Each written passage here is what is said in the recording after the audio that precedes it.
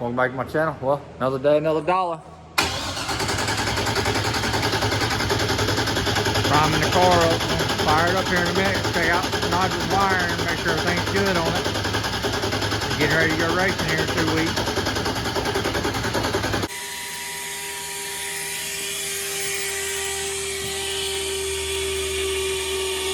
That looks good. Got oil pressure now. So. Oh, we got it.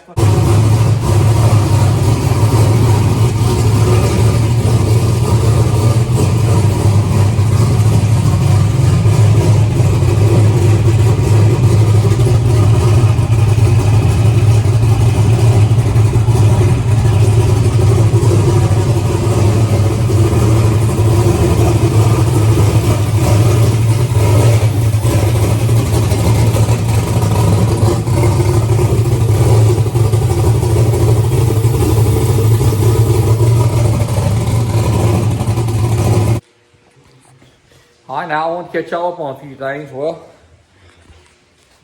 I ended up deciding to go ahead, since this motor had a lot of oil pressure, like 140 pounds on a run, and they say it ain't good for the bearings and stuff. I decided to go ahead and, since I was having to do this right here anyways, I was going to have to build a turbo drain. So I ended up going to Nigel's and had him build this for me. Had some scrap stuff he had. So that way we could, instead of having the drain run around, I could just dump the drain right down into the timing cover. So since I was in there, I said, well, I might as well go ahead and change that oil pump out. So I could not get the release spring. There's a release spring in there. There has a plug and a release spring. I couldn't get it loose. I tried, I couldn't. So I was like, well, I'll just order another pump with the stock spring, because I had put the over stiff spring in it. So anyway, like I said, we got it tore down to here. Tomorrow the oil pump will come. I'll put the oil pump on it. Then I'll test fit all this. Hopefully all this is good enough. It should be. It should be able to come through, and we should be able to take the drain, cut it, and hook it right up right there. Should work out pretty good. So we'll get that. Also got a few more things. Hold on one second. I got this today. One of Nigel's old catch cans that he had built. I had him weld that top on it. We're going to go ahead and mount this. We're going to come out the trunk with it. So I gotta go through and mount it, figure out where I want to mount it at, and we're going to stick it where the tube comes out the trunk. That way the catch can vent, but also because the drain here, I can put the drain right here on it. It's going to be through the floor, so that way when we make passes, I can just reach on the back car and drain it instead of me having to take the hood off or take the trunk off. That's the whole purpose. Like this year, we're trying to do is you go through and not have to come in here and open the trunk for no reason. Like I want to be able to put fuel in it. I'm gonna put a Zeus fastener right here. I got it in my pocket. All right, there it is. Got a Zeus fastener, a real small one today from John right here. So we're gonna go through and we're gonna Zeus fasten that onto the back of there. I'm gonna cut it, make it all work. I got a little Zeus fastener there, so I'm gonna mount the catch can somewhere over here, and that way it's gonna come out and be flush mounted, but that way it blows upwards and out, and that way we won't have to worry about it being under the hood no more. We won't have to take the hood off unless there's something leaking or something. For the most part, we'll be able to run it between rounds and just let it cool down and be ready for next round without having to mess with the hood. That's part of the reason why I never I'd run the first pass or two with the hood on it, and then I'd take the hood off, because I was just like, I just didn't like taking on and off. I also come over here and I put some baking soda with some super glue on these cracks, and so far it looks good. I'd V'd that out just a little bit, as you can tell there, and poured it in. There was a little crack there. There was one right there. So I got to flip it over, get all this baking soda off. But you can tell that stuff, I mean, it really, really, really does good. All these little spots are spots that had little cracks in on it. I went ahead and touched it up, make it a little bit stronger. Let me get to mounting this tank real quick.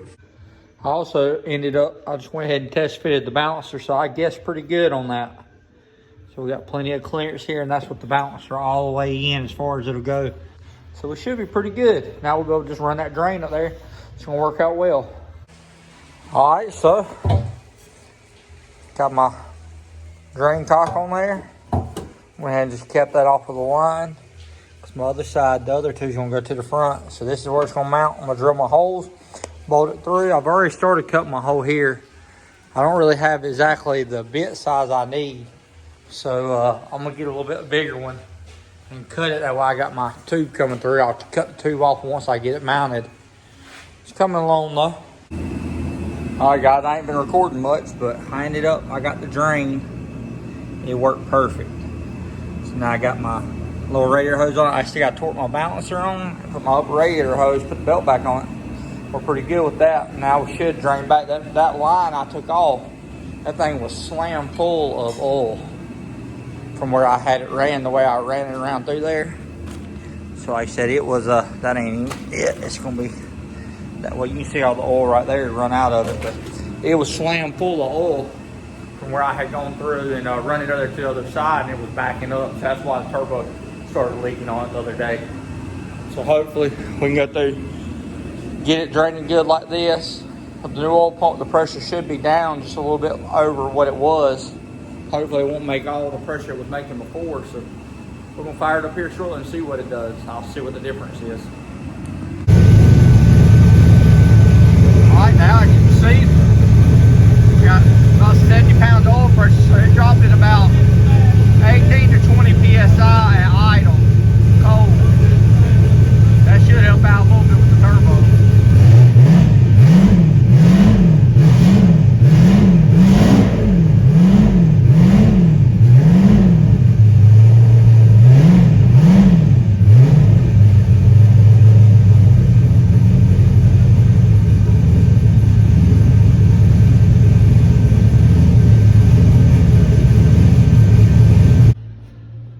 Alright, well, we added a puke tank to the trunk.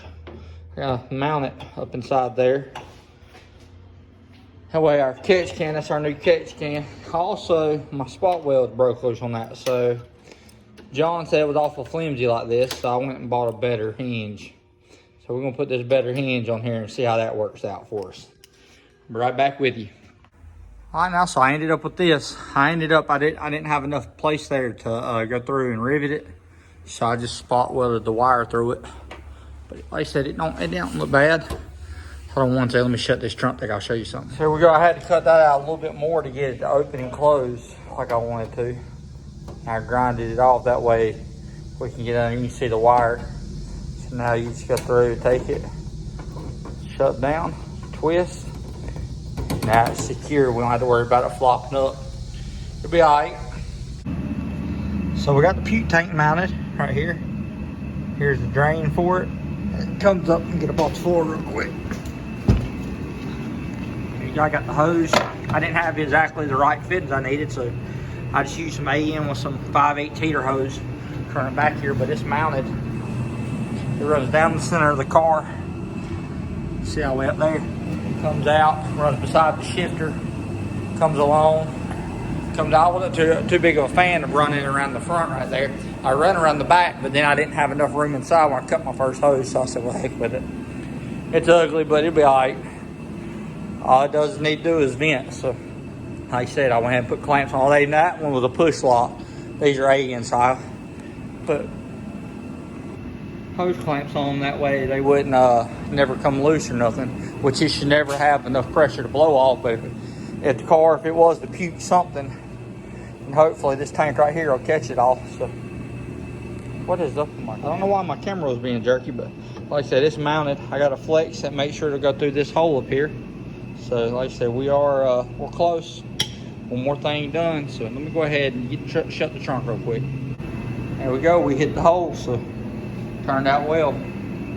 Like I said, it's a race car, so it don't even really matter, but like I said, now we'll get them cool little funnel effect out the back of it. When it's cold outside, it'll be chiefing up through this thing, which I always thought was pretty cool looking. So we getting there. Like I said, we ain't got much more to do. We'll have it ready. I think, honestly, I believe we're done under the hood. Gotta do the alignment. Check transmission fluid. Gotta check the rear end grease. Put 2 bolts on the rear coilover set up. Check the alignment. Get the alignment straight. And other than that, we're pretty much. Oh, I gotta build a brace. Got to build a brace. Got to build a mount for that turbo, because I don't want to crack that piping down there this year. So I'm going to come off the side of the flange, come up and hit the head like I normally do. So I'm going to get that stuff done. That'll be the next thing I work on right quick.